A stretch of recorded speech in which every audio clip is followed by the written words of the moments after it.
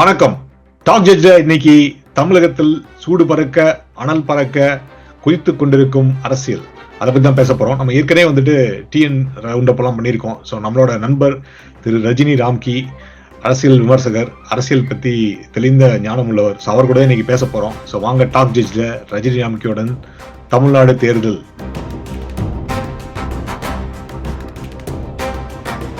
ரஜினி ராம்கி, வாங்க, எப்படி இருக்கீங்க? வணக்கம் தினேஷ், எப்படி இருக்கீங்க? நல்லா இருக்கேன். ரொம்ப அருமையா இருக்கு. இன்னும் நம்ம வந்து நீங்க ஒரு 2 மாத காலம் விடுப்புல இருந்தீங்க போல இருக்கு. ஆனா அதுக்குள்ள பாத்தீங்கன்னா அரசியல் களமே மாறிடுச்சு. சோ அத பத்தி தான் பேசலாம்னு சொல்லிட்டு, எனக்கு தெரியும் உங்களுக்கு பிஸியா இருப்பீங்கன்னு சொல்லிட்டு அந்த இடத்துல ஒதுக்கி வந்தது ரொம்ப நன்றி. ஃபர்ஸ்ட் ஆஃப் ஆல், ஃபர்ஸ்ட் நம்ம வந்து இந்த அலையன்ஸ் கூட்டணிகள், நம்ம லாஸ்ட் டைம் பேசினதுல சில விஷயங்கள்லாம் பேசிட்டு இருந்தோம். அதெல்லாம் இப்போ ஓரளவுக்கு வந்து செட்டில் ஆயிருக்கு அப்படின்னு, அட்லீஸ்ட் த 2 லார்ஜஸ்ட் பார்ட்டிஸ் அப்படின்னு பாக்குறப்போ டிஎம்கே ஆகட்டும், ஏடிஎம்கே ஆகட்டும், அவங்க 2 பேரும் அலையன்ஸ் வந்து ஸ்டெபிலைஸ் பண்ணியிருக்காங்க அப்படின்னு சொல்ல முடியும். ஸோ நம்ம ஃபர்ஸ்ட் வந்து ஏடிஎம்கே பார்க்கலாம். இபிஎஸ் வந்துட்டு சூப்பரா புல் அவுட் பண்ணிருக்காங்க சொல்ல முடியும். அந்த என்டிஏல வந்துட்டு முன்ன வந்து பிஜேபி கூட வந்துட்டு அவர் வந்து தான் வந்து இப்போ சிஎம் வேட்பாளர் அப்படின்னு நிறுவிட்டாரு. அதுக்கப்புறம் வந்துட்டு பிஎம்கே கொண்டு வந்தாரு. ஸோ அவரு இந்த இபிஎஸ்ல இப்போ ஏடிஎம்கேவோட உங்களை பொறுத்தளவு இந்த கூட்டணியில் அவருடைய இவர் கொண்டு வந்ததெல்லாம் எப்படி பாக்குறீங்க? முக்கியமா வந்துட்டு ஆல்மோஸ்ட் ஏடிஎம்கே வந்து அண்டர் ஒன் விங் ஒருங்கிணைக்கிறது அவரோட பெரிய பிரச்சனையா இருந்துச்சு. அதை வந்து ஓரளவுக்கு அச்சீவ் பண்ணிட்டார் அப்படின்னு நினைக்கிறேன். ஸோ உங்களோட கருத்தை சொல்லுங்க. ஃபர்ஸ்ட் ஏடிஎம்கே கூட்டணி ஒரு லேட் ஸ்டார்ட் தான் ஆக்சுவலா இந்த கூட்டணியை பொறுத்த வரைக்கும். பட் இந்த லாஸ்டா வந்து பியூஷ் கோயல் வந்தாரு. வந்த போது அவர் வந்து எடப்பாடி அவர்களையும் அன்புமணி, தினகரன் 3 பேரையும் சந்திச்சு பேசி ஒரு மீட்டிங் நடந்துச்சு. அதுல பாத்தீங்கன்னா, அதுல விஷுவல்ஸ் பாத்தீங்கன்னா தெரியும். ஒரு பக்கம் பியூஷ் கோயல் உட்காந்துருப்பாரு, இன்னொரு பக்கம் எதிர் தரப்புல இவங்க 3 பேர் சேர்ந்து உட்காந்துருப்பாங்க. எடப்பாடி இந்த பக்கம் ரைட் சைட்ல வந்து தினகரன், லெப்ட் சைட்ல அன்புமணி உட்காந்துருப்பாங்க. அதுவே பெரிய அச்சீவ்மெண்ட் ஆக்சுவலா. அதுதான் வந்து இந்த கூட்டணி வந்து இப்படி ஆயிருக்கு அப்படிங்கிறது பெரிய. ஏன்னா முன்னுக்கு பின்னு தனித்தனியா இருந்தாங்க. அவங்களும் என்ன மாதிரி இன்ட்ராக்ஷன் இருக்குன்னே தெரியாம இருந்துச்சு. பிஜேபி வந்து அனௌன்ஸ் பண்ணதோட சரி, அதுக்கப்புறம் எந்த மூவ்மெண்ட் இல்ல. ஒரு சில பேர் டெல்லிக்கு போனதா சொன்னாங்க, போறேன்னு சொல்லிட்டு இருந்தாங்க. சோ அதனால யாரு வந்து இனிஷியேட் எடுத்து இருப்பாங்க, இந்த கூட்டணி யார் லீடு அப்படிங்கிற மாதிரி எல்லாம் ஒரு பெரிய பிரச்சனை போயிட்டு இருந்த போது, அவங்க வந்து முதல்ல வந்து எடப்பாடி வந்து அன்புமணிட்ட பேசினது, அப்புறம் டெல்லிக்கு போய் பேசிட்டு வந்தது. சோ அதெல்லாம் பார்க்கும்போது ரொம்ப இப்ப வந்து ஒரு கிளாரிட்டி கிடைக்குது. அதாவது பிஜேபி வந்து இருக்காங்க, ஒரு ஜெல் ஆகி அவங்க கூட்டணியில முக்கியமான ஒரு பார்ட்னரா இருக்காங்க. எதிர் தரப்புல இவங்க 3 பேருக்கும் உள்ள ஒரு கூட்டணி இருக்கு. அது கொஞ்சம் ஒரு ஸ்ட்ராங்காவே இருக்கு. இவங்களுக்குள்ள ஒரு அண்டர்ஸ்டாண்டிங் இருக்கு அப்படிங்கிறது தெரியுது. நான் இப்ப வந்து ஒரு 2 வாரம் வந்து நிறைய முக்கியமா நார்த் டிஸ்ட்ரிக்ட்ல அது நிறைய போக முடிஞ்சது. சோ பார்க்கும்போது களத்துல ஓரளவு ஜெல்லா இருக்கு இவங்க கூட்டணி. ஏன்னா இவங்களுக்கு என்ன ஒரு பிரச்சனை என்னன்னா, இவங்க வந்து எல்லாருமே எல்லா இடத்துலயும் காம்படிட்டர் கிடையாது. சோ ஒரு சில ஏரியால வந்து தினகரன் கொஞ்சம் ஸ்ட்ராங்கா இருக்காரு, ஒரு சில ஏரியால அன்புமணி ஸ்ட்ராங்கா இருக்காரு, ஒரு சில இடங்கள்ல அதிமுக, பல இடங்கள்ல அதிமுக இருக்கு. அதனால வந்து இவங்களுக்குள்ள வந்து ஈஸியா அந்த ஒரு அவங்களுக்குள்ள அந்த ஷேர் பண்ணிக்கிறதுல ஒரு பெரிய சிக்கல் இருக்காது. சோ அதனால இவங்களுக்குள்ள ஒரு மாதிரி வேற அவங்களுக்கு வேற ஆப்ஷனும் கிடையாது. சோ அதனால இவங்க வந்து அதுக்குள்ள அவங்களுக்குள்ள ஒரு சின்ன கூட்டணியா ஃபார்ம் ஆயிட்டாங்க. இப்ப பிஜேபி வந்து அவங்க உள்ள வந்து அவங்க என்ன மாதிரியான சீட்டு இந்த இதெல்லாம் வந்து இது ஆல்மோஸ்ட் 90% வந்து எடப்பாடி தான் முடிவெடுக்க போறார். ஆனா ஒரு சில இடங்கள்ல வந்து பிஜேபி கிளைம் பண்ணோம், ஒரு எஸ்கலேஷன் பாயிண்ட் மாதிரி கூட இருந்திருக்கலாம். சோ அத மாதிரி அதையெல்லாம் எப்படி சமாளிச்சு இவங்க வந்து இது கொண்டு வர போறாங்க. எனக்கு தெரிஞ்ச வரையும் இந்த சீட் இதுல எல்லாம் வந்து ஒரு பெரிய விஷயம் எல்லாம் இருக்காது. அதெல்லாம் வந்து செட்டில் ஆயிடும். பட் இது எப்படி களத்துல எப்படி ஒரு மொமெண்டம் கிரியேட் பண்ண போறாங்க, சோ அதுதான் கொஞ்சம் பெரிய சிக்கலா இருக்குது. ஏன்னா நீங்க வந்து இஷ்யூஸ் இருக்குது. எடப்பாடி பேசுறாரு, அன்புமணி பேசுறாரு, தினகரன் எல்லாம் ரொம்ப ஸ்ட்ராங்கா ஒரு ஆன்டி டிஎம்கேக்கான எல்லா வேலைகளும் செய்யறாங்க. ஆனா இவங்க எந்த அளவுக்கு வந்து போய் மக்களவே பார்த்து ஒரு மொமெண்டத்தை எப்படி கிரியேட் பண்ண போறாங்கன்னு தெரியல. ஏன்னா இந்த பக்கம் வந்து ஒரு டபுள் ஸ்ட்ராங் கூட்டணியே ஃபார்ம் ஆயிடுச்சு. 21 கட்சிகளோட சேர்ந்து ஒரு பெரிய கூட்டணி ஸ்ட்ராங் ஆயிடுச்சு. சோ அதனால இந்த கூட்டணியை முன்வைக்கிற இப்ப நிறைய அனௌன்ஸ்மெண்ட் பண்ணாருல்ல இப்ப எடப்பாடி. இப்ப நீங்க வந்து பாத்தீங்கன்னா 2000 ரூபாய் மகளிர் தொகை ஆகட்டும், வீட்டுக்கு 10,000 அப்படிலாம் வந்து ஒரு பெரிய, அதெல்லாம் வந்து ஒரு முக்கியமான அறிவிப்புகள். அதெல்லாம் வந்து பெரிய அளவுல போய் ரீச் ஆகவே இல்லைங்க. அதான் ஒரு பெரிய இது. ஒரு மக்கள்கிட்ட போய் கொண்டு சேர்க்க முடியல. அது வந்து பல காரணங்கள் இருக்கலாம். மேபி மீடியாவோட சப்போர்ட் இல்லாம இருக்கலாம். பட் கட்சிக்காரங்களும் பெரிய அளவுக்கு வந்து ஒரு பேனர் அடிச்சு ஓட்டுறாங்களோ ஒழிய, பட் அதை வந்து மக்கள்கிட்ட போய் அதை சொல்லி புரிய வைக்கிற அந்த மாதிரியான எஃபோர்ட் எதுவுமே இல்லை. சோ அதனால இந்த மொமெண்டம் எப்படி எங்கேருந்து ஸ்டார்ட் ஆக போகுது அப்படிங்கறத பொறுத்துதான் இந்த கூட்டணியோட இது இருக்கு. மற்றபடி உங்களுக்குள்ள ஒரு அட்ஜஸ்ட்மெண்ட் இருக்கு. இந்த கூட்டணி கண்டினியூ ஆகும்னு நினைக்கிறேன். இந்த கூட்டணி வந்து 2029 வரை கூட கண்டினியூ ஆகும். உங்களுக்குள்ள ஒரு சீட்டு சம்பந்தமான விஷயங்கள்லாம் பெரிய இஷ்யூ வராது. பட் இந்த மொமெண்டத்தை கிரியேட் பண்ணும், அதை வந்து இந்த இந்த இந்த சூழலை வந்து அவங்களுக்கு ஏத்த மாதிரி மாத்திக்கணும்னா அதுக்கு இவங்க ரொம்பவே கஷ்டப்படணும். அருமை அருமை சூப்பரா சொன்னீங்க. இப்ப ஏடிஎம்கே கூட்டணி போய் பேசுனீங்க. அதுல வந்து எனக்கு முக்கியமான விஷயம் பாத்தீங்கன்னா, ஜாதிவாரி நம்ம வந்து ரீஜனல் பேசினா கூட ஜாதிவாரி ஓட்டுகளை பாத்தீங்கன்னா எடப்பாடி வந்து ஸ்ட்ராங். இந்த கவுண்டர் ஏரியா, இந்த கொங்கு ஏரியால வந்து ரொம்ப ஸ்ட்ராங். ஏற்கனவே அவர் ஒரு கோட்டை மாதிரி தான் வச்சிட்டு இருக்காருன்னு நினைக்கிறேன். அம்மா காலத்துல இருந்து அப்படியே வச்சிருக்காரு. இப்ப நார்த்ல கொஞ்சம் வீக்கா இருந்துச்சு. அங்கதான் அன்புமணியோட அந்த அவருக்கு ஒரு 4 to 6 விழுக்காடு அங்க சதவீதம் அந்த பாட்டாளி மக்கள் கட்சி இருக்கும், அது கொண்டு வந்துட்டாரு. இப்ப டிடிவி தினகரனோட ஓட்டு வந்து இந்த தேவர் மக்களோட ஓட்டு வந்து கொஞ்சம் பிரிஞ்சு இருந்துச்சு. அதையும் வந்து ஓரளவுக்கு இந்த சவுத் பியூர் சவுத்ல ஓரளவுக்கு மிடில் சவுத்ல எல்லாம் அந்த மாதிரி அந்த பக்கம் ஏரியா அவங்களோட ஏரியாலாம் வந்து வாங்கிட்டாங்கன்னு நினைக்கிறேன். சோ அது மொத்தம் ஒரு கம்ப்ளீட் ஃபோர்ஸ் தான் வந்திருக்காங்க அப்படின்னு தான் நானும் நினைக்கிறேன். பெரிய இம்பாக்ட் கிரியேட் பண்ணாது. 2 பேருமே வந்து பாத்தீங்கன்னா ராமதாஸும் சரி சசிகலா அவர்களும் சரி வீட்டுக்கு பெரிய மனுஷங்க. சோ அவங்களுக்குள்ள சில அப்செட் இருக்குது, அதிருப்தியில இருக்காங்க. அவங்க அடுத்த தலைமுறை வந்து அவங்கள கேட்காம முடிவு பண்ணிட்டு போறாங்க ஒழிய அப்படிங்கிற அப்பதான் அவங்க சமூக கம்யூனிட்டி மக்கள் மத்தியில இருக்குது. அதாவது எப்படி 2 விதமா கருத்து இருக்கு. பாரு பெரியவர் கொஞ்சம் பெரியமா கொஞ்சம் அட்ஜஸ்ட் பண்ணிட்டு போலாம் அப்படிங்கிற மாதிரி பேசுறாங்க. 2வது இந்த பசங்களும் கேட்டுட்டு செய்யலாம் அப்படிங்கிற மாதிரி அப்படிதான் போதும். அதாவது ஒரு வீட்டுக்குள்ள ரெண்டு தலைமுறைக்கு நடுவுல ஒரு ஏதோ பிரச்சனை நடக்குது அப்படிங்கிற மாதிரி தான் பாக்குறாங்க. இது வந்து அரசியலாகவே இல்லை ஆக்சுவலா. இது வந்து ஒரு குடும்ப பிரச்சனையாதான் எல்லாம் கொஞ்சம் பாக்குறாங்க.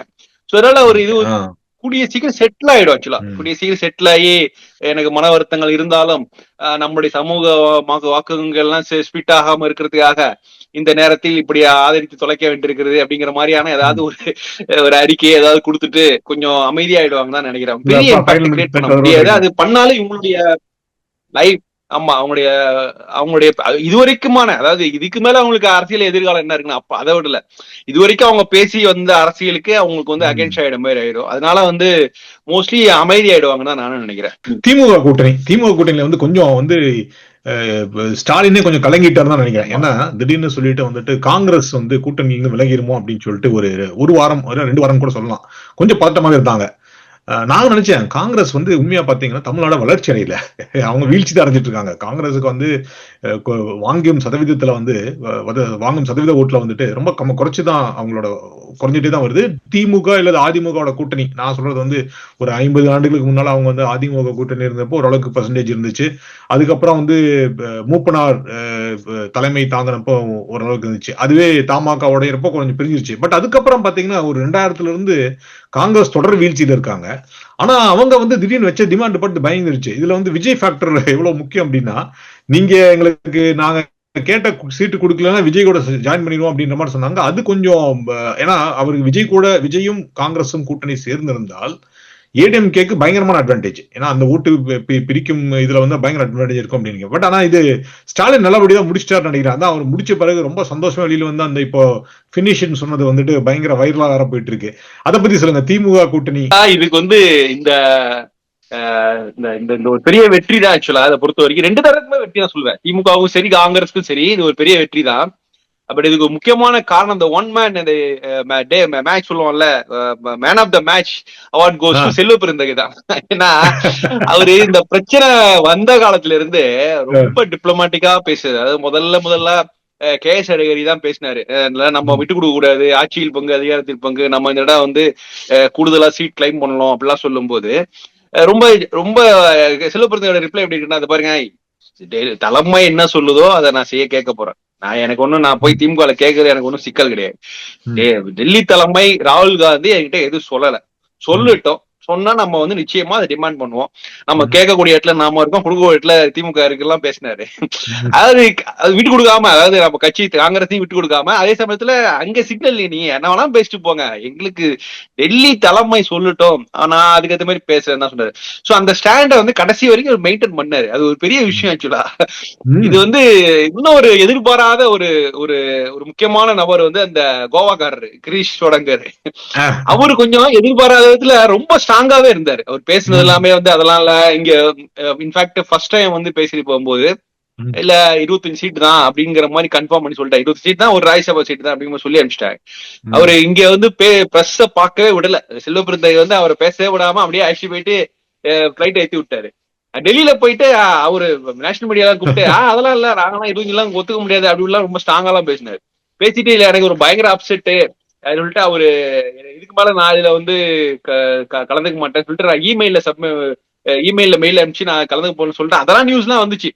சோ ஒரு பெரிய அதுதான் ஒரு பெரிய பரபரப்பு. ஓகே, அப்ப வந்து தமிழ்நாடு காங்கிரஸ்காரர்களே விரும்பினாலும் டெல்லி தலைமை வந்து கொஞ்சம் வெளியில போறதுக்கு ரெடியா இருக்காங்க போல இருக்கு அப்படிங்கறதெல்லாம் நிறைய செய்திகள் வந்து ஒரு 2-3 நாள் பயங்கர இதான்.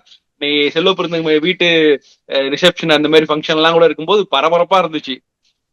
பட் என்னன்னா லாஸ்ட் மினிட்ல ஒரு நல்ல ஆஃபர் தாங்க. ஆக்சுவலா 28 சீட்டு ஒரு ராஜ்யசபா எம்பிங்கிறத விட அவங்க சொல்லிட்டு இருந்த விஷயம் வந்து 25 சீட்டு 2 ராஜ்யசபா சீட்டு, ஒரு ராஜ்யசபா சீட்டு இப்ப தரப்படும், இன்னும் வந்து 2028 தரப்படும் அப்படிங்கிறது. இதுதான் வந்து ஃபைனலா வந்தது. ஆக்சுவலா இது இந்த நல்ல டீல். ஆக்சுவலா இது வந்து திமுகவுக்கும் நல்ல டீலு, காங்கிரஸ்க்கு நல்ல டீலு.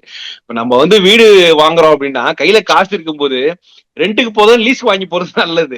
சோ அது போல நீங்க வந்து 2028 ஒரு சீட்டு தரா அப்படி சொல்லும் போது அப்ப அதுல இருந்தே ஒரு மறைமுகமான ஒரு கேரண்டி கிடைக்குது இல்ல உங்களுக்கு. நம்ம கூட்டணி 2028 வரைக்கும் தொடரும், 2029 தேர்தலை சந்திக்கிறதுக்கான கூட்டணி அப்படிங்கும் போது ரொம்ப ஸ்ட்ராங்கான ஒரு பார்ட்னர் அப்படிங்கிற மாதிரி ஒரு அஷூரன்ஸ் கிடைக்குது.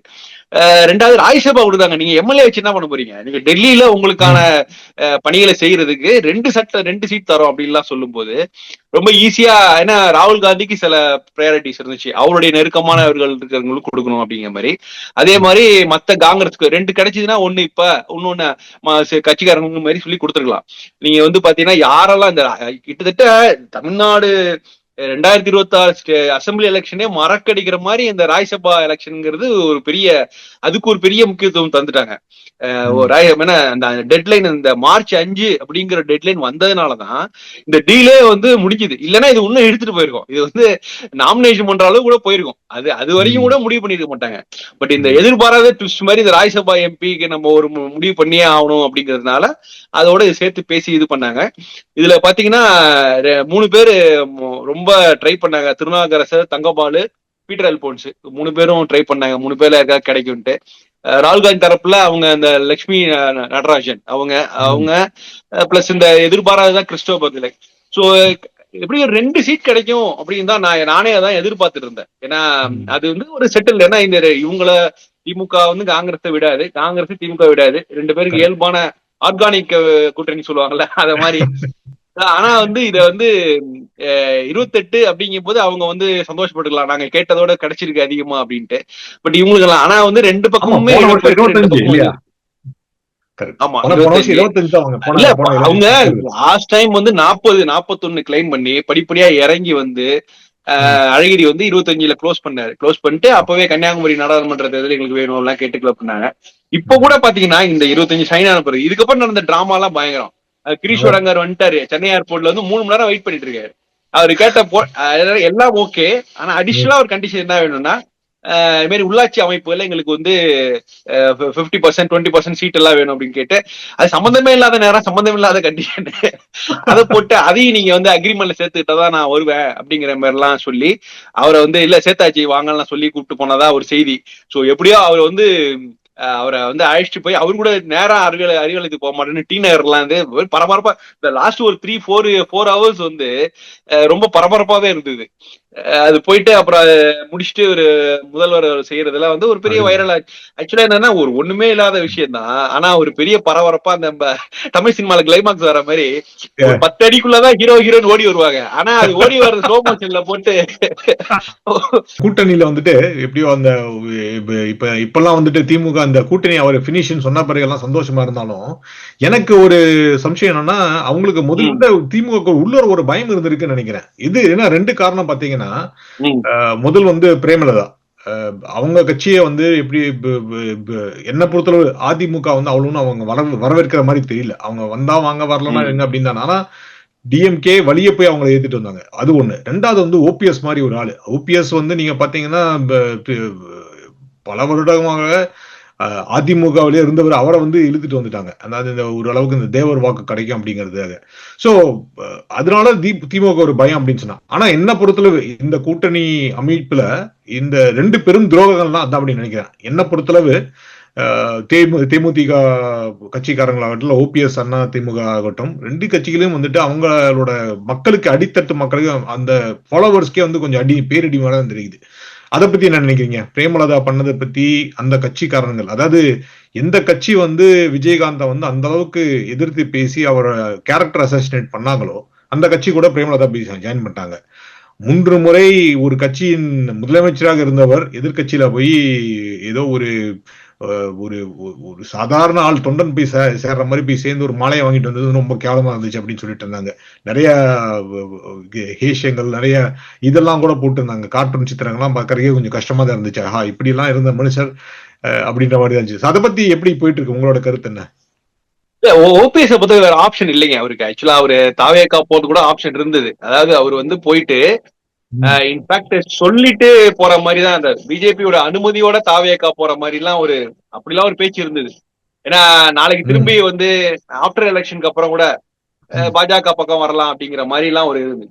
பட் என்னன்னா அவருடைய இருக்கிற எல்லாரும் ஆல்மோஸ்ட் எல்லாம் திமுக பக்கம் போயிட்டாங்க. வேற ஆப்ஷன் கிடையாது. தாவேக்கா வந்து செங்கோட்டையன் சில ஏற்கனவே ஒரு செய்திகள் சொல்லிட்டாரு அப்படிங்கிற மாதிரி ஒரு தகவல்லாம் இன்னும் வட்டாரத்துல இருக்குது. ஐயா செங்கோட்டையன் எல்லாத்தையுமே சொல்ற, வெளிப்படையா பேச ஆரம்பிச்சா செங்கோட்டையன் அப்படிங்கிற மாதிரி ஒரு இருந்துச்சு. சோ அதனால வர வேணாம்னு சொல்றாரா? ஆமா, அங்க வந்து இப்ப இருக்கிற நிலைமை வந்து கொஞ்சம் நம்ம மாதிரி கொஞ்சம் மூத்த அரசியல்வாதிகளுக்கு சரியான இடம் இல்ல. அதாவது ஒரு 2 வாரத்துக்கு முன்னாடி ஒரு அதிமுக தலைமையில இருந்தே ஒரு இது வந்துச்சு, இங்க இருந்து போனவர்களுக்கு நாங்க குடுக்கறத கொடுத்தாலே போதும், ஏற்கனவே இருந்த பதவியில கொடுத்தாலே போதும், நாங்க திரும்பி வந்துடுறோம்னு சொல்றாங்க அப்படின்னு. அதாவது புதுசா நாங்க கிளைம் பண்ணல, புதுசா எம்எல்ஏ சீட் வேணும், எங்களுக்கு எம்பி சீட் வேணும் கிளைம் பண்ணல.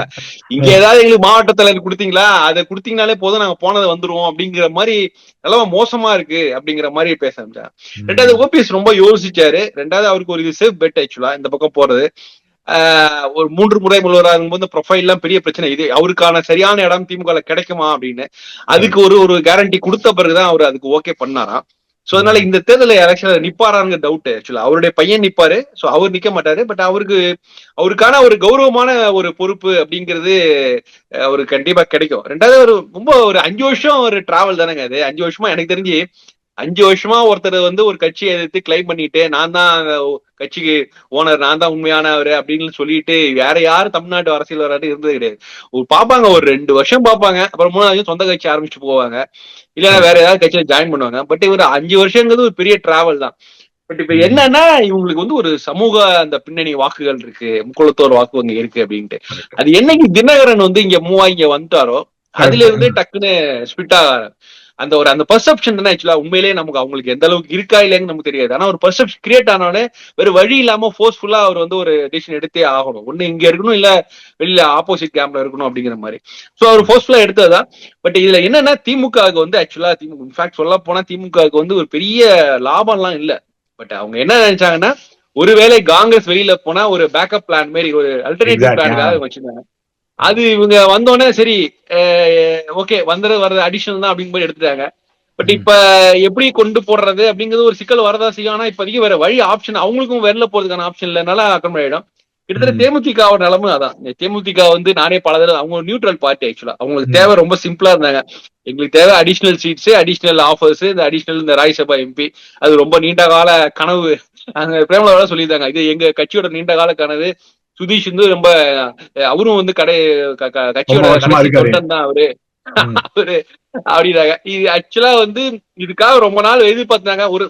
அவங்களே எதிர்பாராத ஒரு வாய்ப்பு வந்து இந்த விருதுநகர்ல அவரு பிரபாகரன் போட்டிட்டு அவர் ரொம்ப க்ளோஸ்ல வந்து வின் பண்ண முடியாம போனது வந்து அது ஒரு நல்ல ஆஃபர். ஆக்சுவலா ராஜ்யசபா போறதோட ஒரு விஜயகாந்தோட பையன் போயிருந்தாருன்னா, அந்த ஜெயிச்சிருந்தாருன்னா கட்சிக்கும் ஒரு பெரிய லைஃப் டைம் சப்போர்ட்டா இருந்திருக்கும். அவன் பையனுக்கும் அடுத்த வாரிசு அப்படிங்கிற மாதிரி இருக்கும். ஒரு புது கலர் கிடைச்சிருக்கும்ல உங்களுக்கு. உதயநிதி, விஜய், அண்ணாமலை, பிரபாகர்னு ஒரு தனி வரிசையா ஃபார்ம் ஆயிருக்கும். அது பல விதங்கள்ல புலம்பிட்டே இருந்தார் பிரபாகர், ஏன் என்னைய மட்டும் கவுண்ட் பண்ண மாட்டாங்க அப்படின்லாம். சோ அது வந்து கிடைச்சிருந்தானே போயிருந்திருக்கலாம். பட் இப்ப கிட்டத்தட்ட பழைய பாலிடிக்ஸ் மாதிரி ஆயிடுச்சுங்க. அது இப்ப சுதீருக்கு எப்பயோ கிடைச்சிருக்க வேண்டியது, 20 இயர்ஸ் பேக் கிடைக்க வேண்டியது ஆக்சுவலா. இப்ப கிடைச்சி திரும்ப இப்ப கட்சியோடைய பவர் சென்டரா ஆகும் போது இப்ப அடுத்து என்ன எடுக்க போறாங்கன்னு தெரியல. பட் இப்ப இன்னும் நெருக்கடி தேமுதிக அதிகமாயிட்டு இருக்கு. என்னன்னா இப்ப அவங்க கிடைச்ச மாதிரி ராஜ்யசபா கிடைச்சிச்சு. இப்ப அவங்களுக்கு வந்து 6+1 தான் அவங்களுக்கு இந்த கொடுத்த ஆஃபர். 6 தொகுதிகள், இந்த 6 தொகுதிகள் எங்க கொடுக்க போறாங்க அப்படிங்கறதுதான் இருக்குது. 6 தொகுதியில் அவங்க கிளைம் பண்றது எங்களுக்கு ரிஷிவந்தியம் ரொம்ப முக்கியம், அது மாதிரி விருத்தாச்சலம் ரொம்ப முக்கியம், அப்புறம் விருகம்பாக்கம் கேக்குறாங்க, இது மாதிரி சில முக்கியமான மதுரையில ஒரு தொகுதி கேக்குறாங்க. சோ இதெல்லாம் வந்து முக்கியமான தொகுதிகள். அங்க வந்து அது கொடுத்தா ஏற்கனவே உள்ள டிஎம்கேல இருக்கிறவங்களுக்கும் பிரச்சனை வரும். விருகம்பாக்கம் இன்னைக்கு ஹாட்டான ஏரியா ஆயிடுச்சு. விருகம்பாக்கத்தை கிளைம் பண்ணாத கேக்குறாங்க. ஆமா. சோ ஒருவேளை இப்ப மக்கள் நீதி மையத்துக்கு கொடுக்கணும், அவங்களும் விருகம்பாக்கம் கேக்குறாங்க, அவங்களும் வந்து திருவையாறு எல்லாம் கேக்குறாரு, சினேகன் இருக்கனால திருவையாறு கேக்குறாரா. சோ அதனால பல தொகுதிகள்ல வந்து கான்ஃபிளிக்ட் ஆகுது, இவங்களுக்கு கொடுத்தா அவங்களுக்கு கொடுக்கணுமா அப்படிங்கிற மாதிரி. அது ஒரு பெரிய ப்ராசஸ் தான் ஆக்சுவலா.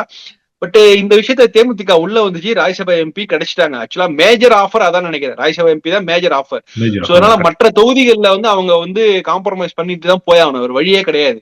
சோ இந்த கூட்டணியில இருந்து இந்த எலெக்ஷனை ஃபேஸ் பண்ணி ஏதாவது 2-3 எம்எல்ஏ வந்து உள்ள போனாதான் இந்த கட்சியை காப்பாற்ற முடியும். அதனால தெளிவா இருக்காங்க. எனக்கு என்னன்னா, இவங்க எல்லாம் வந்துட்டாங்க, இவங்க எந்த அளவுக்கு வந்து இந்த ஸ்டாலின் தான் திரும்ப வர வேண்டும் என்று பிரச்சாரம் செய்ய போகிறார்கள் அப்படிங்கிறது எனக்கு பெரிய கேள்விக்குறியா இருக்கு. இந்த அளவு அவங்க ஆக்டிவா அவங்க பிரச்சாரம் பண்ணி ஆகணும். அது ஏன்னா இவங்க புது பார்ட்னர்ஸ் வந்து பிரச்சாரம் பண்ணும்போது ஒரு கூடுதல் வெயிட்டேஜ் இருக்குல்ல. ஏன்னா நீங்க திரும்ப பாஜக எதிர்ப்பு, இடதுசாரிகளும் திருமாவளவனும் போய் நின்று களத்துல போய் பிரச்சாரம் பண்ணிட்டு இருக்கிறத விட இந்த புது பார்ட்னர்ஸ் போய் களத்துல போய் அவங்க சொன்னா அதுக்கு கொஞ்சம் ஓரளவு மக்கள் வந்து முக்கியமா நடுநிலையா இருக்கிறவங்க ஆமாப்பா அப்படிங்கிற மாதிரி ஒரு கன்வின்ஸ் ஆகுறதுக்கு வாய்ப்பு இருக்குது. பட் இவங்க செய்வாங்களான்னு தெரியல. அதுக்கான பிரஷரை வந்து திமுக தலைமை போடுதுன்னு நினைக்கிறேன், பார்க்கலாம் அப்படின்ட்டு. நீங்க மக்கள் நீதி மையத்தை பத்தி சொன்னீங்க. இப்போ இந்த மக்கள் நீதிமன்றம் வந்து தன்னுடைய கன்னி பேச்சில் வந்து ராஜ்யசபா எம்பியா போய் பெரும் கிடலுக்கு ஆளாக்கப்பட்டார் கமலஹாசன். நிஜமாவே ஆண்டவர் தாக்கப்பட்டார் தான் சொல்ல வேணும். அந்த அளவுக்கு வந்து ரொம்ப ஏதோ எப்போ ஒரு நடந்த விஷயத்த வந்துட்டு சரியா பேசாம வந்துட்டாரு. பட் அதெல்லாம் போக இப்போ இந்த 25 அப்படிங்கிறது 28 கொடுத்துருக்காங்க இப்போதைக்கு காங்கிரஸ்க்கு. சோ அந்த 3 சீட்டு யாருக்கிட்ட இருந்து வரும்? நிஜமா மக்கள் நீதி மையத்துக்கு ஏதாவது சீட்டு கொடுப்பாங்களா? எந்த அளவுக்கு ஷேர் நடக்கும் அப்படின்னு தெரியல. அது எப்படி பாக்குறீங்க? மக்கள் நீதி மையத்தோட இது முடிஞ்சிருச்சுன்னு நினைக்கிறேன். அதுல நீங்க சொன்ன மாதிரி அவருக்கு நிறுத்தறதுக்கு ஆள் இருக்காங்களான்னு தெரியல. 10 சீட்டு கொடுத்தா கூட 10 சீட்டு நிறுத்தறதுக்கு ஆள் இருக்காங்களான்னு தெரியல. எப்படி அவங்க அந்த கட்சியோட நிலைமை அவ்வளவுதான் முடிஞ்சுதா?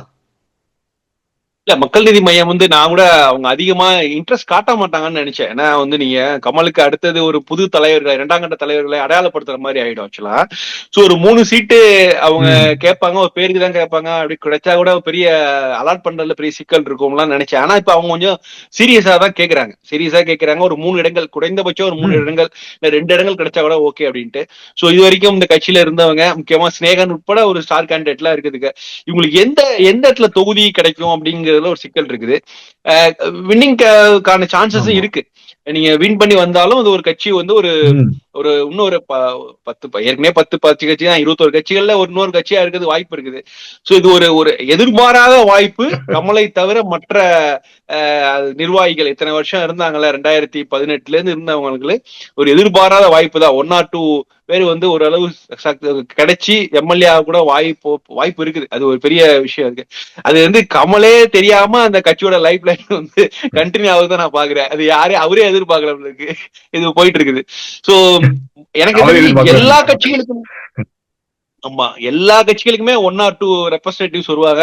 அப்படி பார்த்தா தமிழ்நாட்டு அரசியல் சட்டமன்ற வரலாற்றுல ஒரு பெரிய விஷயம் தான் ஆக்சுவலா. எல்லா 21 கட்சிகள்ல ஆல்மோஸ்ட் எல்லா கட்சிகளுக்கும் வந்து ஒரு ரெப்ரசன்டேட்டிவ்ஸ் இருப்பாங்க அசம்பிளில அப்படிங்கிறது ஒரு பெரிய விஷயம், நல்ல விஷயம் தான்.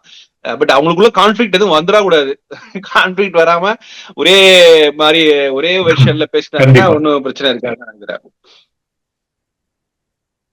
கண்டிப்பா. சோ அது இவங்க 2 பெருங்கட்சியை பத்தி பேசிட்டோம். இப்ப அடுத்தது 3வது கட்சி அப்படின்னு நீங்க பாத்தீங்கன்னா தனிமையா நின்று இருக்காரு. அவரும் வந்துட்டு 2 விழுக்காடுல இருந்து இப்ப வந்து 8 விழுக்காடு வரைக்கும் கிடைக்கும் அப்படின்றாங்க. ஆனாலும் கூட சீட்டு ஜெயிக்க மாட்டார் அப்படின்ற வரைக்கும் எல்லாருக்கும் தெரிஞ்ச விஷயம். செந்தமிழ் நாம் தமிழர் சீமான் அவர் என்ன திருப்பி இன்னும் தனியா தான் நிற்கிறான்னு நினைச்சிருக்காங்க. டிவிக்காவும் கூப்பிட்ட மாதிரி தெரியல. சோ அது வந்து ஒரு நேச்சுரல் கூட்டணியா இருக்கும். ஆனா அவருக்கும் ஒரு ஆசை இருந்த மாதிரி தெரிஞ்சு முதல்ல வந்து தனியா நிக்கிறான்னு சொல்லிட்டு டிவிக்கு கூட வந்து சீமான் கூட்டணி அமைக்க இருக்கிற சாத்தியக்கூறுகள் இருக்கும் அப்படின்லாம் கூட கொஞ்சம் சில ஏசிகள் வந்துட்டு இருந்துச்சு. சோ நாம் தமிழரோட இந்த தேர்தல் இதுலயும் தனியா தான் போட்டி போட போறாங்களா? வேற எதுவும் வழி இருக்கா? இல்ல திருமாவுக்காக திருப்பி காக்க போறாங்களா? இல்ல, அவரு தனியா தான் நிக்க போறாரு. அதாவது நீங்க டிவிக்கே வந்ததுன்னா அவங்க கூட சேர்ந்து ஒரு தேர்தல் உடன்பாடு மாதிரி எல்லாம் போறதுக்கு வாய்ப்பு இருக்கு. வழிய நாம் தமிழர் அவரை தான் தனியா தான் நிக்க போறாங்க. நீங்க அந்த திருச்சியில மாநாடு நடந்ததுல, அது அப்ப அந்த சமயத்துல அந்த பக்கம் தான் இருந்தேன், தஞ்சாவூர் திருச்சி பக்கம் தான் இருந்தேன். ஒரு ஒரு மாதிரி ஆர்கானிக் கூட்டம் தான், அதாவது இயல்பா வந்த கூட்டம். ஆக்சுவலா அது வந்து ஒரு யாருமே வந்து ஒரு ஒரு மிகப்படுத்திலாம் சொல்ல முடியாத ஒரு கூட்டம் தான். நான் வந்து இந்த மாதிரி ஒரு தனியா ஒரு இருக்கிற கட்சிக்கு இவ்வளவு பெரிய கூட்டம் திரண்டுறது பெரிய விஷயம் தான். ஆனா அதுக்கு அவங்க வந்து ஒரு 2 மாசமாவே ஒர்க் பண்ணாங்க. இப்ப பல இடங்கள்ல கூட்டம் போட்டு இது மாதிரி ஏற்கனவே வந்து மாநாட்டு டேட் எல்லாம் சொல்லி எல்லாரும் வாங்க, அங்கதான் வந்து எல்லா கேண்டிடேட்டையும் நாங்க இன்ட்ரடியூஸ் பண்ண போறோம்னா சொன்னாங்க. அதெல்லாம் கரெக்டா பண்ணாங்க. சோ ஓரளவு ஒரு டீசென்டான கிரௌடு இருக்கு. அவங்க இது வரைக்கும் அவங்க போட்ட எஃபர்ட்டுக்கு ஒன்றும் பெருசா வேஸ்ட் ஆகல. தேர்தல் அரசியல் வேணா வந்து அவங்களுக்கு வந்து கொஞ்சம் சிக்கல் இருக்கலாம், பெரிய எதிர்பார்த்த வெற்றி கிடைக்கல அப்படின்னு. பட் ஓரளவு இருக்குங்க அந்த அந்த கட்சி வந்து அதோடைய அதோடைய அதுக்கு ஒண்ணு ஒரு தனி இடம் இருக்கதான் செய்யுது. பட் இப்ப என்னன்னா அவரோட ஸ்ட்ராட்டஜி சரியில்லை. அதாவது 234 தொகுதியிலையும் நீங்க கேண்டிடேட் போட்டு நீங்க அவ்வளவு எஃபர்ட்டை போட்டா அது எந்த அளவுக்கு ஒர்க் அவுட் ஆகும்னு தெரியல. ஒரு சில பகுதிகளில் அவங்களுக்குன்னு ஒரு பலம் இருக்கும்போது அந்த இடத்துல மட்டும் ஒரு 20-30 தொகுதிகளை போக்கஸ் பண்ணி பண்ணலாம். அது பண்ணா அவங்களுக்கு ஏதாவது ஒரு 3-4 சீட்டை வரலாம். அப்ப நாளைக்கு என்னன்னா சின்ன சின்ன கட்சிகள்லாம் கூட கூட்டணி போட்டு ஜெயிக்கிறாங்க. மக்கள் நீதி மயம்லாம் வந்து அதுக்கப்புறம் வந்து ஏதோ பேசி அவங்களுக்கும் எம்எல்ஏ எம்பி சீட்டு, தேமுதிக காணாமலே போயிடுச்சு, அவங்களுக்கும் ஒரு ராஜ்யசபா இருந்துட்டு அவங்களுக்கு 3 சீட்னா இதெல்லாம் வந்து சீமான் கண்டிப்பா நினைச்சு பார்க்கணும். பட் அவருக்குன்னு ஒரு கூட்டம் இருக்குது. ஆக்சுவலா இன்னைக்கு நீங்க சொல்ற மாதிரி ஒரு கூட்டணியோ தேர்தல் உடன்பட வந்தா நிச்சயமாக சீமான் வந்து விஜய் கூட சேர மாட்டாங்க. ஆனா விஜய் வந்து சீமான் கூட சேருவதற்கான வாய்ப்புகள் எல்லாமே இப்ப வந்து வழி இல்லாம ஒரு ஒரு ஒரு ஹெல்த்தியா எக்ஸிட் ஆகணும் அந்த இடத்துல இருந்து அப்படின்னா அது வந்து விஜய்க்கு கிடைக்கிற ஒரு நல்ல அரிதான ஒரு நல்ல ஒரு ஆப்பர்ச்சுனிட்டி. இன்னைக்கு வந்து நான் அண்ணன் சீமான் கூட தான் ஆரம்பத்துல பயணித்தேன், இன்னைக்கும் வந்து அவருக்கு ஆதரவு சொல்றேன்னு கூட அழகா சொன்னா அவருடைய இமேஜ் வந்து ஈஸியா தக்க வச்சுட்டு வெளில வந்துடலாம். இந்த சூழல்ல இருந்து வெளில வருதுன்னா அதுக்கு ஒரு நல்ல வாய்ப்பு. அதனால இன்னைக்கு நெருக்கடி வந்து விஜய்க்கு தான் இருக்க ஒழிய சீமானுக்கு ஒரு பெரிய நெருக்கடி இல்ல. அவர் ரொம்ப கிளியரா இருக்காரு. அவர் போட்ட கேண்டிடேட்ல நிறைய கேண்டிடேட்ஸ் நல்ல கேண்டிடேட். பட் எந்த அளவுக்கு எடுபடும் அப்படிங்கிறது தெரியல. ஏன்னா 2 பக்கமும் ஒரு பக்கம் பயங்கர டபுள் ஸ்ட்ராங் கூட்டணி இருக்கும் போது அவங்கள எதிர்த்து களமாடுறது, அந்த ஓட்டை பிரிக்கிறது அப்படிங்கறதெல்லாம் சாதாரண விஷயம் கிடையாது. இன்னைக்கு எலெக்ஷன்ங்கிறது பட்ஜெட் பயங்கரமா எங்கேயோ போயிடுச்சுங்க. 20 கோடி எல்லாம் பேசிட்டு இருக்காங்க தொகுதிக்கு. சோ அதனால அதெல்லாம் வந்து அது தாக்கு பிடிச்சி கொடுக்க முடியுமாங்கிறதெல்லாம் பெரிய உள்ளாட்சி அமைப்புகள் தாங்க நிஜமான ஸ்ட்ரென்த் நாம் தமிழருக்கு. அவங்க அதுல போக்கஸ் பண்ணி அதுல இருந்து கொஞ்சம் கொஞ்சமா வரலாம். சோ அவங்களுக்கு வந்து அதிகபட்சங்கிறது எம்எல்ஏ. உள்ளாட்சி அமைப்புகள்ல உங்களுக்கு பெரிய ஸ்ட்ராங்கா இது பண்ணலாம். பட் இன்னும் நாட் பேட். ஆக்சுவலா 8% நீங்க சொன்னீங்கல்ல, 8%ங்கிறது இந்த தேர்தல்ல 5% குறைஞ்சா கூட அது நான் வந்து ஒரு நல்ல வளர்ச்சியா தான் நான் பார்ப்பேன். ஏன்னா ஏகப்பட்ட டைவர்ஷன், நிறைய புது பிளேயர்ஸ் வந்து அவங்க எல்லாம் ஓட்ட பிரிச்ச பிறகும் நாம் தமிழருக்கு 4% 5% ஓட்டு இருக்குங்கிறது எல்லாம் ஒரு பெரிய விஷயம் தான். ஆக்சுவலா அதுவே பெரிய விஷயம். 8ல இருந்து 10 போறாங்களோ இல்லையோ அந்த 8ஐ ரீடைன் பண்றது இல்லைன்னா 8 வந்து 5 ஆனா கூட அது நல்ல விஷயம் தான். அதை தாண்டி ஒன்னும் பெரிய டேமேஜ் எல்லாம் அதுக்கு இருக்கிறதா நான் பாக்கல. Okay okay. சோ அடுத்தது முக்கியமான கட்சி நம்ம பேசிட்டு இருக்கிறது, எல்லாரும் யோசிச்சுட்டு இருக்காங்க, talk of the town TVK. சரியான தேர்தல் இது நிறைய பேர் சொல்லிட்டு இருந்தாங்க. அதாவது விஜய் மேல தொடர்ச்சி ஏதாச்சும் ஒரு காரணங்களுக்காக வந்துட்டு தாக்கப்பட்டுட்டே இருக்காரு அப்படின்னு சொல்லிட்டு அவங்க கட்சிக்காரங்க சொல்றது. அதாவது அவருக்கு ஏதாச்சும் ஒரு தொல்லை கொடுத்து படத்தை ரிலீஸ் பண்ண விடாம அப்படின்னு சொல்லிட்டு சென்ட்ரல் கவர்மெண்ட் மேல, இங்க வந்து கரூர் சம்பவத்தினால வந்துட்டு நிறைய திமுக மேலதான் அதிருப்தி இருந்துச்சு அப்படின்னு அந்த மாதிரி தான் பாக்குறாங்க மக்கள். ஸோ இப்போ வந்து நவம்பர் மாதம் அவருடைய பர்சனல் மேட்டர் கூட போகக்கூடாது, பட் ஆனால் அது அரசியல் ஆயிடுச்சு அப்படிங்கறதுனால அதை பத்தி பேச வேண்டியிருக்கு. ஸோ அவங்க நவம்பர் மாதம் தாக்கல் செய்த விவாகரத்து பேப்பர்ஸ் எடுத்து இன்னைக்கு திடீர்னு சொல்லிட்டு இணையத்துல பரவலாக்கி அவங்க நவம்பர் மாசமே வந்து விவாகரத்துக்கு அப்ளை பண்ணிருக்காங்கன்னு சொல்லிட்டு இப்போ பிப்ரவரியில தேர்தல் நெருக்கிறப்ப கொண்டு வந்திருக்காங்க. ஸோ விஜயோட ஃபேன் பேஸ் முக்கியமா பாத்தீங்கன்னா அவரோட கட்சி அப்படிங்கிறது அவரோட ஃபேன் பேஸ் தான். அவங்க ஃபேன் பேஸ்ல வந்து பாத்தீங்கன்னா நிறைய பெண்கள் அண்ணா அண்ணான்னு விழிக்கும் பெண்கள் தான் ரொம்ப அதிகம். சோ இந்த விஷயங்கள் அதுவும் இல்லாம அவங்களோட முன்னாள் விவாகரத்துக்கு கூறியிருக்க மனைவி சங்கீதா அவர்களை வந்து அண்ணி அப்படின்னு எல்லாம் கூப்பிட்டு இருக்காங்க. அவங்க பெருவாரியா இந்த கட்சி மீட்டிங்லாம் வரலாம் கூட ஒரு அன்பு இருந்துச்சு. அதே மாதிரி விஜய் மேல ஒரு ஒரு விதமான பாசமான ஒரு உணர்வு இருந்துச்சு. இந்த விவாகரத்து அப்படிங்கிறது வந்து இவரை கொஞ்சம் இம்பாக்ட் பண்ணிருக்கு அப்படின்னு நான் பாக்குறேன். நான் இங்க தமிழ்நாட்டுல எப்படி பாக்குறீங்க? இது நிஜமாவா அவருக்கு இம்பாக்டா இருக்குமா? விஜயோட கடைசி அடி அப்படின்னு பார்க்க முடியுமா? எப்படி நீங்க நினைக்கிறீங்க? இது ரொம்ப சிக்கலான ஒரு டாபிக். ஆக்சுவலா என்னன்னா இது வந்து ஒவ்வொரு இடத்துலயும் ஒவ்வொரு விதமா எடுத்துக்கொள்ள முடியும். அரசியல்ல வேற மாதிரி எடுத்துக்கப்படும், ஊர் பக்கம் வெளிநாடுகள்ல அவங்க பாக்குற பார்வை, உங்க சைட்ல வந்து எப்படி என்ஆர்ஐஸ் பாக்குற பார்வை வேற மாதிரி இருக்கும், உள்ளூர் மக்கள் பாக்குற இருக்கும்.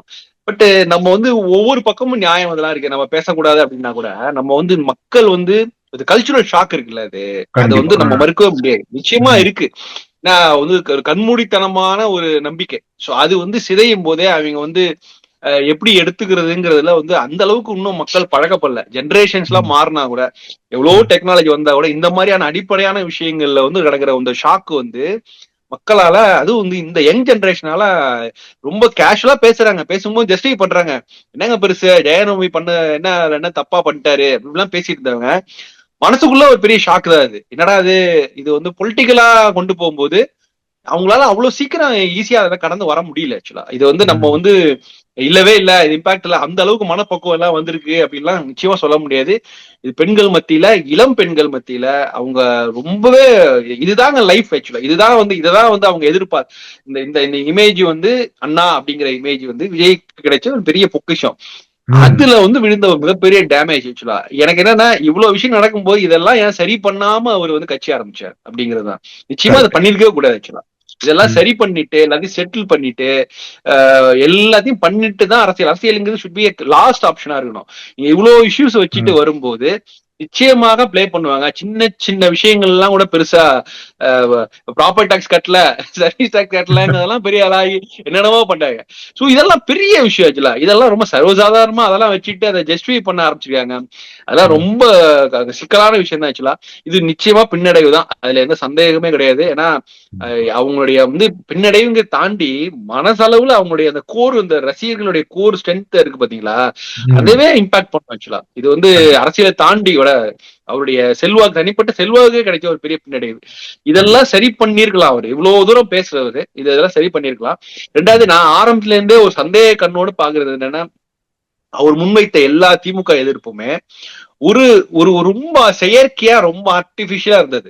வந்து தனிப்பட்ட ஒரு மனுஷன் வந்து பாதிக்கப்பட்டா எப்படி ரியாக்ட் பண்ணுவோம் அந்த மாதிரியான ரியாக்ட் தான் நடந்தது. நம்ம மெசேஜ்ல பாக்குறதான பாக்குறோம். அவர் எப்படி பிரசன்ட் பண்றாரு, அதுல நிறைய அப்ஸ் அண்ட் டவுன்ஸ் இருக்குது. திடீர்னு பொங்குறாரு, ஏதோ யோசிச்சு நினைச்சு அதை பத்தி சொல்றாங்கும் போது தனிப்பட்ட அளவுல இவர் ஏதோ பாதிக்கப்பட்டிருக்காரு அப்படிங்கிற அளவுக்கு தான் முடிவு வந்தது.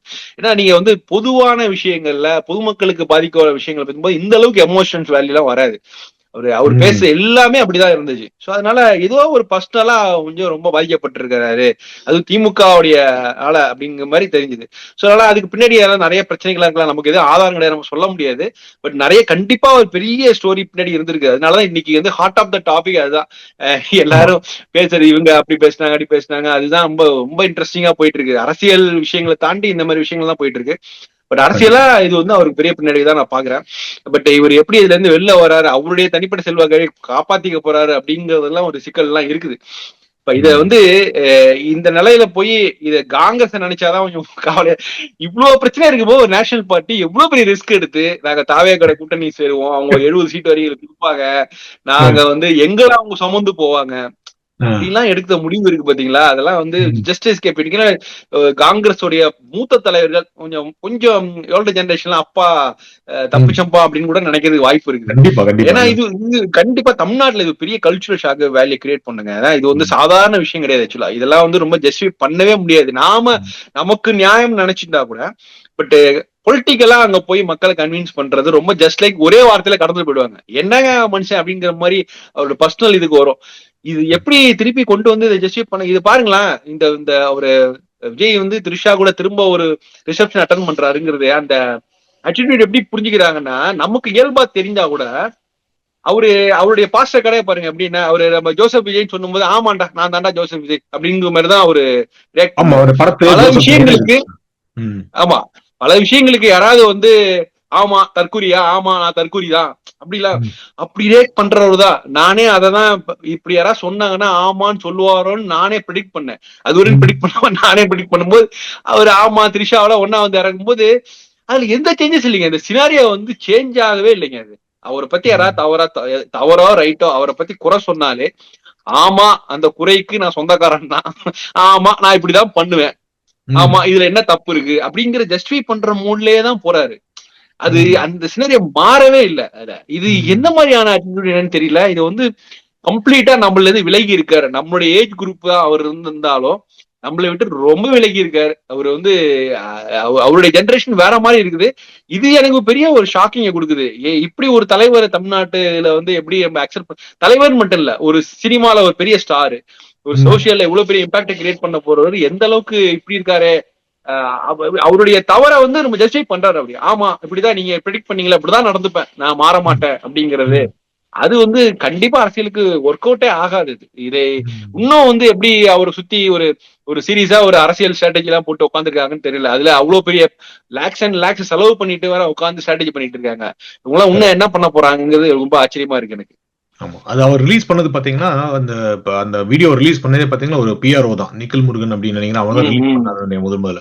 சோ யூசுவலா அந்த பிஆர்ஓ கிட்ட பண்ணியிருந்தாங்கன்னா, இது ஏதோ ஒரு பிளான் பண்ணி ஒருவேளை இவரே தான் அந்த விவகாரத்து நோட்டீஸ் ரிலீஸ் பண்ணி போற அப்படின்னு நீங்க சொன்ன பிறகுதான் அப்படி எனக்கு தோண ஆரம்பிச்சிருச்சு. ஒருவேளை இவரே ரிலீஸ் பண்ணிட்டு போல, பண்ணுங்க எப்படியாவது நீங்க தேர்தல் சமயத்துல பண்ண போறீங்க, நானே ரிலீஸ் பண்ணிடுறேன்னு சொல்லிட்டு இந்த கல்யாணத்துல அவங்க கூட்டிட்டு போறேன் அப்படின்னு சொல்லிட்டு அது வந்து ரொம்ப திருச்சி பண்ண மாதிரி தான் இருந்துச்சு. வேணும்னா நான் அந்த கல்யாணத்துக்கு அப்படிதான் வருவேன்னு சொல்லிட்டு அந்த கல்பாத்தி அவங்க குடும்ப திருமணத்துக்கு போயிருந்தாங்க. அந்த திருமணத்துக்கு வந்து ஆக்சுவலா நிறைய பொலிட்டிக்கல் லீடர்ஸ் போயிருக்காங்க. அதை பத்தி எல்லாம் வரவே இல்லை. இப்ப கூட செய்தியில பாத்தீங்கன்னா முதல்வர் ஸ்டாலின் அவர்கள் கூட போயிருக்காரு. ஆனா அதை பத்தி ஒரு நியூஸும் வரல. ஆனா இவங்க 2 பேரும் போனது ஸ்லோ மோஷன்ல போட்டு அதையும் வைரல் பண்ணி விட்டாரு அப்படின்னு தான் சொல்ல முடியும். பட் நீங்க சொன்ன மாதிரி அந்த கல்ச்சரல் ஷாக் இருக்கு. இங்க நீங்க என்ஆர்ஐஸ் பத்தி சொன்னதுனால என்ஆர்ஐஸ்க்கு குறிப்பா வந்துட்டு இலங்கை வாழ் தமிழர்களுக்கு வந்து மத்தியில வந்துட்டு விஜய்க்கு ஒரு பெரும் அன்பு இருக்கு. அதுக்கு ஒரு முக்கியமான காரணம் வந்து சங்கீதா அவர்கள் வந்து அவருடைய விவாகரத்து மனைவி வந்துட்டு அவங்க வந்து ஸ்ரீலங்கன் பின்புலம் இருப்பவர்கள் அப்படிங்கறதுனாலதான் இப்போ அவங்க அந்த விவாகரத்து அப்படிங்கறதுனால அதுல கொஞ்சம் சில பேர்களுக்கு வந்து மன வருத்தம் இருக்கக்கூடிய சாத்தியக்கூறுகள் உண்டு அப்படின்னு நான் நினைக்கிறேன். பட் ஆனா என்ஆர்ஐஸ் வந்து ஓட்டு போட போறது இல்லை. பட் அவங்களோட குடும்பங்கள் அங்க இருக்காங்க இல்லைங்களா, சோ அவங்களோட இப்ப நிறைய அந்த சொந்தங்கள் இருக்கிறதுனால அதோட இம்பாக்ட் இருக்கும் அப்படின்னு தான் நினைக்கிறேன். சோ அதான் த்ரிஷா எப்போ சின்ன வயசுல கொடுத்த பேட்டி, அவர் சினிமாவுக்கு முதல்ல வந்தப்ப வந்து பேட்டியில வந்து அவர் ஏதோ ஒரு நகைச்சுவையாக வந்து நான் வந்து முதல்வராக ஆசைப்படுகிறேன் அப்படின்னு சொல்லியிருக்காங்க. அதை இப்பெல்லாம் எடுத்து கூட்டு வைரலா பண்ணிட்டு இருக்காங்க அப்படிங்கறதுதான் சோகமான செய்தி. நீங்க சொல்ற மாதிரி வந்துட்டு சம்டைம்ஸ் வந்து ஒரு அன்ரியலிஸ்டிக்கா இருக்கு. இதெல்லாம் நிஜமா தமிழ்நாட்டில் நடக்குதா அப்படின்னு எங்களுக்கு இருக்கு. ஆனா உங்களுக்கே அப்படிதான் இருக்கு அப்படின்னு கேக்குறப்ப கொஞ்சம் திருப்தியா இருக்கு.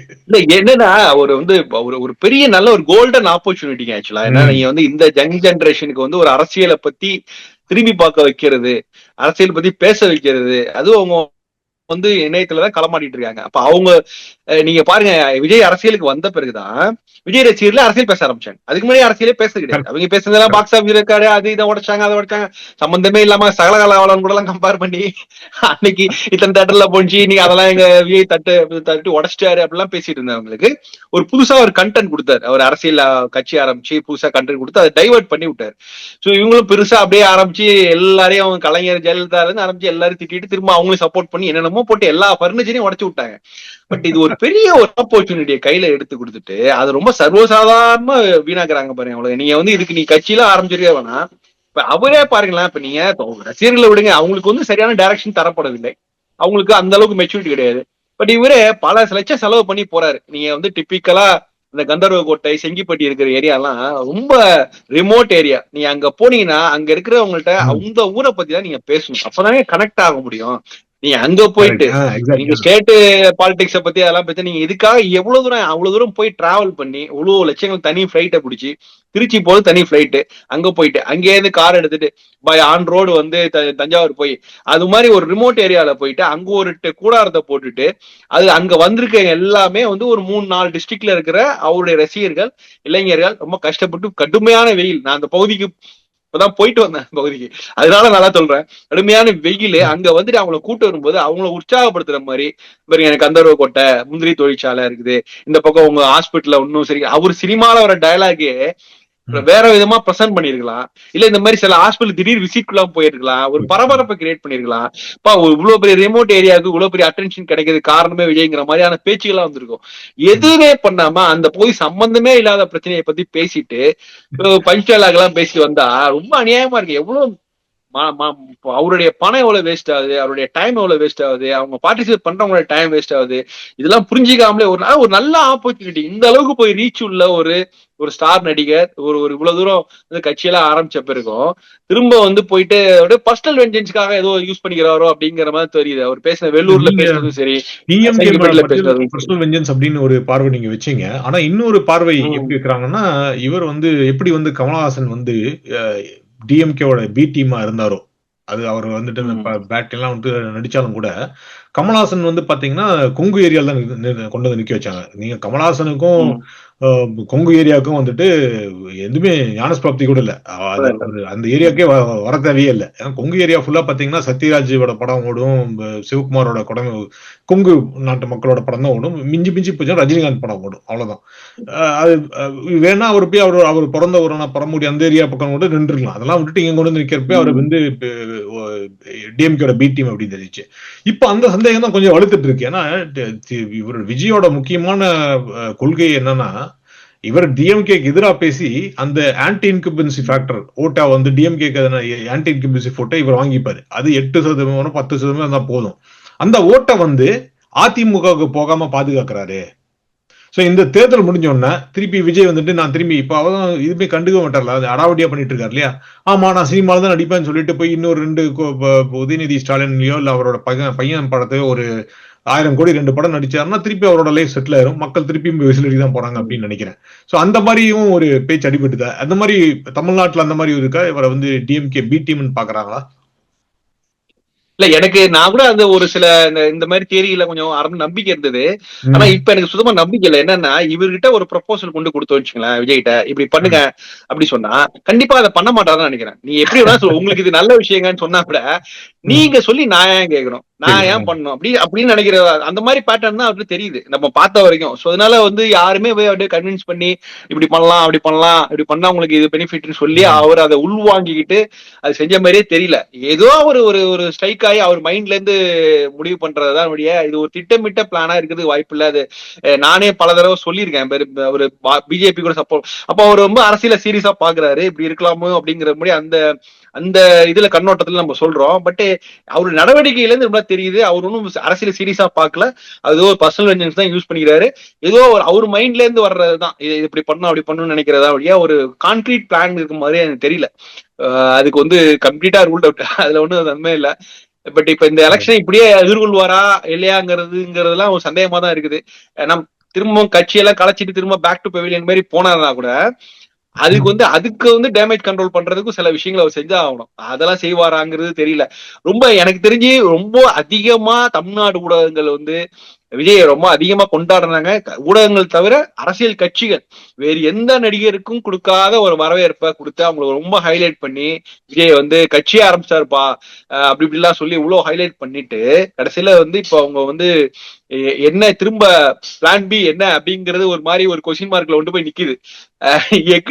எப்படி திருப்பி இதெல்லாம் சரி பண்ணிட்டு டேமேஜ் கண்ட்ரோல் பண்ண போறாரு அப்படிங்கிற நிலைமையில இருக்கக்கூடிய எனக்கு வந்து அதுக்கான எதிர்காலமே இல்லை, அந்த கட்சிக்கான எதிர்காலமும் இல்லை. விஜயோட கேரியரே ஒரு பெரிய ஒரு கொஸ்டின் மார்க்கா ஆகும் தான் நான் பாக்குறேன். ஓகே, சோ நம்ம வந்து நம்ம எல்லா கூட்டணியும் பத்தி பேசிட்டோம். அதை நம்ம லாஸ்ட் டைம் பேசினதை விட நிறைய மாறுதல் இருக்கு. ஒண்ணு வந்து நான் சொன்ன மாதிரி என்டிஏ கூட்டணி நல்லா ஸ்ட்ராங்கா இருக்கு. இது வந்து பிஜேபி டிஎம்கே கூட்டணி அவர் நல்லா ஸ்ட்ரென்த் பண்ணிட்டாரு. நம்ம எதிர்பார்க்காம வந்துட்டு பிரேமலதாவும் ஓபிஎஸும் கண்டிப்பா எதிர்பார்க்கல, யாருமே எதிர்பார்க்கல அப்படின்னு சொல்ல முடியும். அது ஒரு சர்ப்ரைஸ் என்ட்ரி. மோஸ்ட்லி நான் எப்படியாச்சும் ஒரு 5 சீட் 6 சீட் வாங்கிட்டு பிரேமலதா இங்கதான் இருப்பாங்க, ஏடிஎம்கே தான் வருவாங்க அப்படின்னு நான் நினைச்சிட்டு இருந்தேன். பட் அது போய் பார்த்தா அதுக்கு எவ்வளவு இம்பார்ட்டன்ட் தெரியல. நீங்க சொன்ன மாதிரி டிஎம்கேக்கு கண்டிப்பா வந்துட்டு ஒரு பயத்தை காட்டிட்டாங்க. காங்கிரஸ் வந்து கொஞ்சமாச்சு பயத்தை கலக்கத்தை காட்டிட்டாங்க. அதனாலதான் அவங்க இன்க்ரீஸ் பண்ணி கொடுத்துட்டான்னு சொல்லலாம். அப்புறம் டிவிகேவோட நிலைமை இப்போதைக்கு கேள்விக்குறியா இருக்குன்னு தான். நான் வந்து முன்ன வந்து நிறைய பேர் வந்துட்டு அவருக்கு வந்து 10% வாக்கு இருக்கும், 15%. சில பேர் பாண்டேலாம் கூட சில பாண்டேவோ இல்ல இன்னும் சில சாணக்கியா சேனல்ல யாரோ சொன்னாங்கன்னு நினைக்கிறேன் 20% வாக்கெல்லாம் கூட இருக்கு அப்படின்னு சொன்னாங்க. இப்போ போற நிலைமை பார்த்தா நாம் தமிழரை தாண்டுவாங்களான்னு தெரியல அப்படின்னு தான் நினைக்கிறேன். பார்க்கலாம் எப்படி இருக்குன்னு சொல்லிட்டு. So that's it. ரொம்ப நன்றி ராம்கி. எனி ஃபினிஷிங் வேர்ட்ஸ் என்ன சொல்றீங்க? வேற என்ன பார்க்கலாம்? இல்ல அதான் வந்து இப்ப வந்து கூட்டணி ஒரு பக்கம் ஸ்ட்ராங்கா இருக்குது, இந்த பக்கம் அதிமுக தலைமையிலான கூட்டணின்னு சொல்லும் போது இதுல பிஜேபியோட ரோல் என்ன இருக்கு? இப்ப நம்ம வந்து இந்த குஷ்பு பத்தியும் பேசலாம்னு நினைச்சிட்டு இருந்தோம். குஷ்பு சொன்னது வந்து கரெக்ட் தான். அதாவது அண்ணாமலை வந்து ஒரு மிகப்பெரிய ஒரு டர்னிங் பாயிண்ட் பிஜேபியோட வளர்ச்சிக்கு. பட் அது மட்டுமே காரணம் இல்ல. நீங்க வந்து திரும்ப திரும்ப அண்ணாமலையை முன்னிலைப்படுத்துவதோ இல்ல வந்து பிஜேபிக்கு ஒரு சில இடங்கள்லதான் வந்து சப்போர்ட் இருக்கு அப்படிங்கிற மாதிரி கொண்டு போகும்போது அது வந்து இது எப்படி எடுத்துக்குதுன்னா ஓகே இவங்க ஒரு கையில ஒரு பிஜேபிக்கு ஒரு ஸ்ட்ராங்கான ஒரு ஸ்ட்ராட்டஜி இருந்ததுன்னா எங்களுக்கு இதாப்பா எங்க ஏரியா இதுதான், நாங்க இவ்வளவுதான் கேட்க போறோம், எங்களுக்கு இவ்வளவு ஸ்ட்ரென்த் அப்படிங்கிற மாதிரி தான் பரவாயில்ல. பட் அவங்க அதை பத்தி பேசுறதே கிடையாது. திரும்ப திரும்ப இப்ப என்ன ஆகும்னா 28 தொகுதி காங்கிரஸே கேட்கும் போது பாஜக அதை விட கூடுதலா கேட்குமோ அப்படிங்கிற மாதிரி எல்லாம் பிரச்சனை வரும். ரெண்டாவது ரொம்ப காங்கிரஸ் பொறுத்தவரைக்கும் ஒன்றும் பிரச்சனை கிளியர் ஒன்றும் இல்லை. என்னன்னா அவங்களுக்கு வந்து சவுத்ல தான் செல்வாக்கு ஆக்சுவலா. ஸோ 28 தொகுதி வந்தா கூட ஒரு கிட்டத்தட்ட மோர் தென் 70 to 80% சீட்ஸ் வந்து அவங்க வந்து சவுத்ல தான் நிற்பாங்க. முக்கியமா நெல்லைக்கு அப்புறம் தான் நிக்க போறாங்க. ஸோ அதுல அவங்களுக்கு நிறைய வின்னிங் சான்சஸ் நிறைய இருக்கு. பட் பிஜேபிக்கு வந்து ரொம்ப கஷ்டம் ஆக்சுவலா. என்னன்னா அவங்களுக்கான சில தொகுதிகளை வந்து அவங்க ஏற்கனவே ஐடென்டிஃபை பண்ணியிருந்திருக்கணும். இதெல்லாம் எங்களுக்கு அப்கோர்ஸ் திருப்பரங்குன்றம் போன்ற பகுதிகள்லாம் அவனுக்கு விரும்புவாங்க. சோ அந்த ஏரியால செலக்ட் பண்ணிருக்கணும். சோ அப்படி பண்ணாதான் வந்து திரும்ப அந்த 4 தொகுதிங்கிறது 4 எம்எல்ஏக்கு திரும்ப 8 எம்எல்ஏவா பிஜேபி உள்ள அனுப்ப முடியும். இல்லைன்னா ஸ்ட்ராட்டஜியே இல்லைன்னா அது ஒர்க் அவுட் ஆகாது. இன்றைய நிலைமைக்கு ஒரு பெரிய பலமான கூட்டணி எழுதி நிற்கும் போது கையில ஒரு ஸ்ட்ராட்டஜி இருக்கணும். எல்லா தொகுதிகளையும் போக்கஸ் பண்ணாம நான் எந்த ஏரியால பலமா இருக்குமோ அந்த தொகுதியா போக்கஸ் பண்ணிருக்கணும் பிஜேபி. ஆனா இது வரைக்கும் அவங்கள்ட்ட எந்த விதமான சிக்னலும் இல்ல. ஒரு அவங்கள்ட்ட வந்து ஒரு சீரியஸா எடுத்துக்கிட்ட மாதிரியே தெரியல. தமிழ்நாட்டு எலெக்ஷனை அவங்களுடைய போக்கஸ் எல்லாமே வெஸ்ட் பெங்கால் இருக்க மாதிரி தான் தெரியுது. இந்த நேரத்துல வந்து குஷ்பு போன்றவர்கள் பேசுறது சரியான விஷயம் தான். குஷ்பு வந்து அவங்க எல்லா பார்ட்டியும் இருந்திருக்காங்க. திமுக இருந்திருக்காங்க, காங்கிரஸ் இருந்திருக்காங்க, பிஜேபி இருந்திருக்காங்க. சோ இப்போ அவங்களுக்கு வந்து ஒரு பொட்டன்ஷியல் கேண்டிடேட் ஆக்சுவலா. அவங்களால வந்து இன்ஃபேக்ட் நான் சொல்லும்போது அவங்களுடைய தமிழ்நாட்டோட அவங்களுக்கு வந்து டெல்லி ராஜ்யசபா எம்பிக்கான ஒரு நல்ல ஒரு பொட்டன்ஷியல் கேண்டிடேட் அவங்க ஆக்சுவலா. அவங்க பேசும்போது தமிழ்நாடு ஒரு குரலா அவங்களை ஒழிக்க முடியும். அவங்க பேசுறதே ஒரு நல்ல விஷயம் தான் ஆக்சுவலா. அவங்க சொன்னது கரெக்டான விஷயம் தான். அவங்க வந்து காங்கிரஸையும் அட்டாக் பண்ண, காங்கிரஸ் 4 எலெக்ஷன்ல தான் 4 மாநிலத்துல தான் வந்து ஆட்சியில இருக்குது, திரும்ப அவங்களுக்கான ஸ்கோப்பு திரும்ப வர்றதுக்கான ஸ்கோப்பே இல்லை அப்படிங்கறதெல்லாம் சொல்லும் போது அதுவும் சரியான விஷயம் தான். அதனால ஒரு ஒரு முக்கியமான ஒரு குரல் பிஜேபி, தமிழ்நாடு பிஜேபி வந்து குஷ்போட குரல் ஒரு முக்கியமான குரலா இருக்கு. அப்ப நீங்க என்ன பண்ணணும்னா, ஏன்னா 2 குரலை தான் நம்ம பார்த்தோம் இது வரைக்கும் தமிழ்நாட்டுல. இது வந்து ஒரு அண்ணாமலை வந்து டிபிக்கல் பிஜேபி அவர் புதுசா கொண்டு வர போறாரு. நயினா நாகேந்திரன் குரலை வந்து அவர் அண்ணா திமுக அலைன்ஸ்ல இருக்கிறதுனால அண்ணா திமுக சாதகமானவர் அப்படிங்கிற மாதிரி போயிருக்கு. இப்போ குஷ்பு வந்து பேச ஆரம்பிச்சிருக்கிறது வந்து உண்மையிலே ஒரு டேர்னிங் பாயிண்ட் தான் ஆக்சுவலா. அவங்களுக்கு ஒரு நிறைய எம்பவர் பண்ண ஒரு லேடி, ஒரு பெண் தலைவர், அது வந்து அனுபவம் உள்ளவர், ஒரு சினிமா நடிகர், ஸ்டார் கேண்டிடேட் அப்படிங்கும் போது அவரை வந்து பேச செய்யறது, அவருக்கு என்கரேஜ் பண்றதுக்கு ஒரு நல்ல விஷயமா இருக்கு. அவருக்கு கண்டிப்பா இந்த சீட்டை நிக்க சொல்லுவாங்கன்னு நினைக்கிறேன். சென்னையில வந்து ஏதாவது ஒரு தொகுதியில நிக்கிறதுக்கு வாய்ப்பு இருக்குது. நல்ல விஷயம் தான். பட் பிஜேபி கையில ஸ்ட்ராட்டஜி இல்லாம இந்த எலெக்ஷனை போய் மூவ் பண்ணாங்கன்னா ஒரு தோல்விதான் நிச்சயமா. அது வந்து அவங்களையும் இம்பாக்ட் பண்ணும், அவங்க இருக்கிற கூட்டணியும் இம்பாக்ட் பண்ணும். ஏன்னா ஒரு திமுக கூட்டணி எதிர்த்து பண்ணணும்னா அது ஒரு நல்ல ஸ்ட்ராட்டஜி வேணும். அவங்க ஜஸ்ட் லைக் தட் பண்ணாங்கன்னா ரொம்ப கஷ்டம் தான். சரி பார்க்கலாம், அடுத்தடுத்து வாரங்கள்ல நம்ம பேசுவோம் அதை பத்தி. கண்டிப்பா கண்டிப்பா. நான் முன்னே சொன்ன மாதிரி நன்றி மிக்க நமக்கு கூப்பிட்டா வந்தீங்க, நல்லபடியா அலசி சொல்லிட்டீங்க. நிறைய டாபிக்ஸ் வந்து நம்ம எக்ஸ்டம் போட தான் கேட்டேன், நீங்க அதெல்லாம் வந்துட்டு 6 அடிச்சிட்டீங்க. மிக்க நன்றி ராம்கி. நீங்க சொன்ன மாதிரி அடுத்த பார்க்கலாம்.